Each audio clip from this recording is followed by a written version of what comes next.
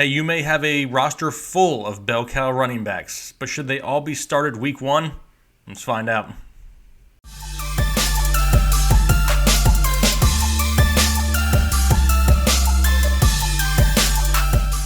Hey, what's going on, everybody? Jake, Fantasy Headliners. Week 1 is here. I am excited. I almost broke out the helmet for this show and did the show in the helmet, but I got to save that. I got to save the flow for live shows. If you know what I'm talking about feeling the flow, hit the like button down below. But hey, I'm excited. Week 1 is right around the corner. I mean, we're only a few days away. We're getting our lineup set. We're getting ready. We're hoping there's no major injuries this week in practice. And then we're ready for the season. We're ready to get going and ready to win some games. And we're going to do the same thing this year that we did last year. We're going to be going through some start sits for each position. This one happens to be the running back show. Make sure you check out all the other episodes I'm doing. Also, I got one for each position, so make sure you're checking it out. Commenting below if you have any questions.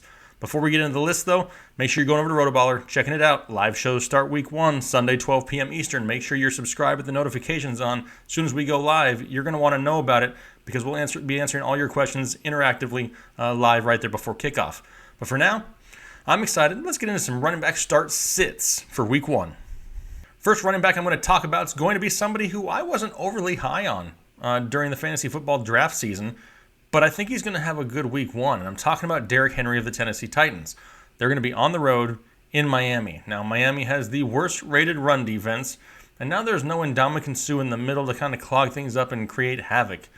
There's a whole lot of nothing right there in the middle to clog it up and create havoc. And, Derrick Henry's running behind a top 5 offensive line there in Tennessee.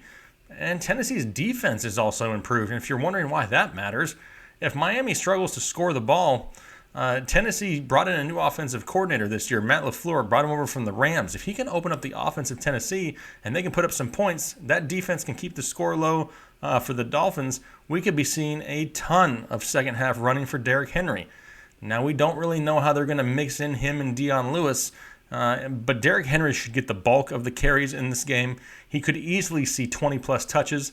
And for week 1, when you want to have a solid showing and start off on the right foot, I want the people who are getting the most touches. Derrick Henry gets those touches this week, along with the goal line opportunities. I like the start for Derrick Henry this week. Next running back on the list that we're going to start is going to be Joe Mixon of the Cincinnati Bengals. And if you watch the quarterback show, I talked about Andy Dalton there. Now I'm going to bring up Joe Mixon, because the defense in Indianapolis is just that bad. They're the 29th rated run defense in all of football. And if they give Joe Mixon the opportunity, if they make him the bell cow that they said they were going to do, if they can get him 20 touches behind that improved offensive line of Billy Price and Cordy Glenn, both who are improvements over what they had last year, doesn't make the offensive line elite, but it makes them better.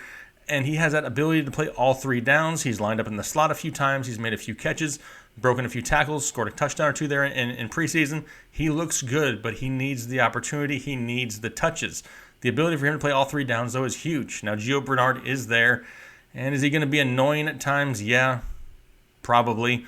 But the bulk of the work should go to Joe Mixon. I think even by the addition of John Ross there to the outside, it's kind of Marvin Lewis's way of saying, all right, I'm going to turn it over to the young kids. I'm going to give them a chance because his job it should be on the line. If it's not on the line, it should be. But the last 4 games of last year, Joe Mixon averaged 5.1 yards per carry when he got the opportunity. Is that kind of a sign of things to come? It's possible. And now there's no Jeremy Hill there. He should get all the goal line touches to himself. Not that Jeremy Hill was a huge factor last year, but it was just something he had to deal with at the start of the season. If they can give Joe Mixon the ball 20 touches a game, it's a safe play for week 1, especially against that weak defense in Indianapolis. I like Joe Mixon, and I'm starting Joe Mixon this week.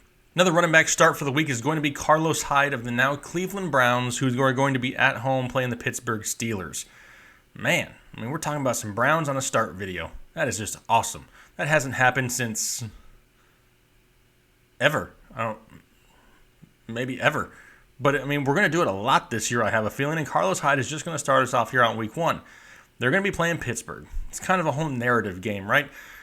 Cleveland needs to come out and win this game more than Pittsburgh does. Now, obviously, Pittsburgh wants to win it also, but the fans are going to be going crazy in Cleveland. The Hard Knocks episodes got a lot of hype around the Cleveland Browns. All the offseason additions brought in a lot of hype. They're playing against Pittsburgh at home. Pittsburgh last year gave up 105 yards per game on the ground. That loss of Ryan Shazier really hurts them. It's an above-average offensive line for the Cleveland Browns. Nick Chubb didn't do a whole lot in the preseason to really take away carries from Carlos Hyde. He may get a series here or there, but it's going to be Hyde's backfield for the foreseeable future. And Todd Haley, the offensive coordinator there of the Browns, knows how to use a running back. Now, I'm not going to say, Carlos Hyde is going to be Le'Veon Bell this year because that's what Todd Haley made him in Pittsburgh. I'm not saying that. But he uses his running backs in a way that a lot of teams don't. Carlos Hyde still has that pass-catching ability. Duke Johnson will be involved also. But Duke Johnson's also going to spend a lot of time in the slot again this year.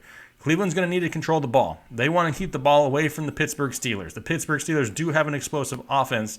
And if they're going to keep the ball away, if they have a lead, Carlos Hyde's going to be the one running the ball. And don't forget, Cleveland needs to win this week 1. They need to win it bad. They need the momentum to start off the season the right way, because if they start off losing, things could go south real quick in Cleveland. I'm just going to go ahead and start Carlos Hyde. Let's talk about a few running back sits now. Let's talk about Lamar Miller of the Houston Texans going to New England to face the New England Patriots in Foxborough, which is not where you really want to start off a season.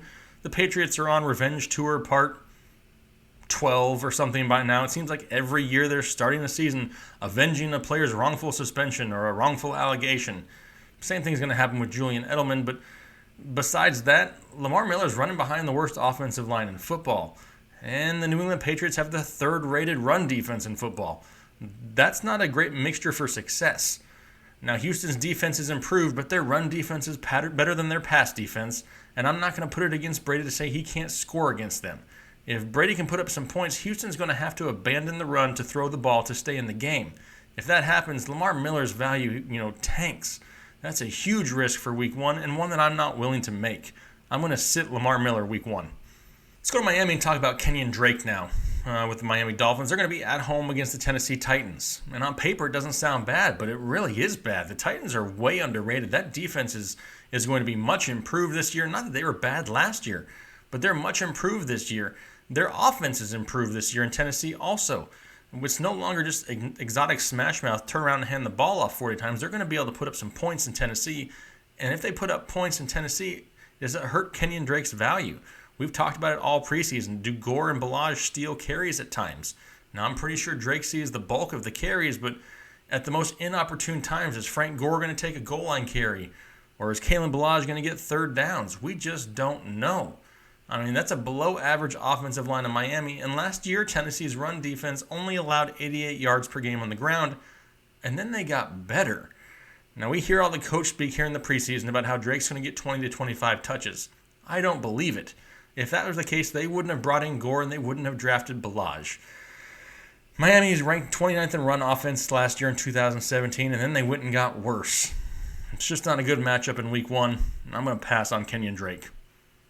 Let's go out to Oakland now, talk about Marshawn Lynch this week. And they're going to be at home, but they're going to be at home against the Rams. And if there's another defense I'm worried about, it's the Rams. And I'm also worried if Oakland's trying to win this year or not. The whole situation with Martavis Bryant and Khalil Mack and John Gruden trading away picks, I don't really understand what's going on. I really don't know what he's thinking. I don't know what they're trying to accomplish. Now, it is a great offensive line. He's running behind a top 10 offensive line.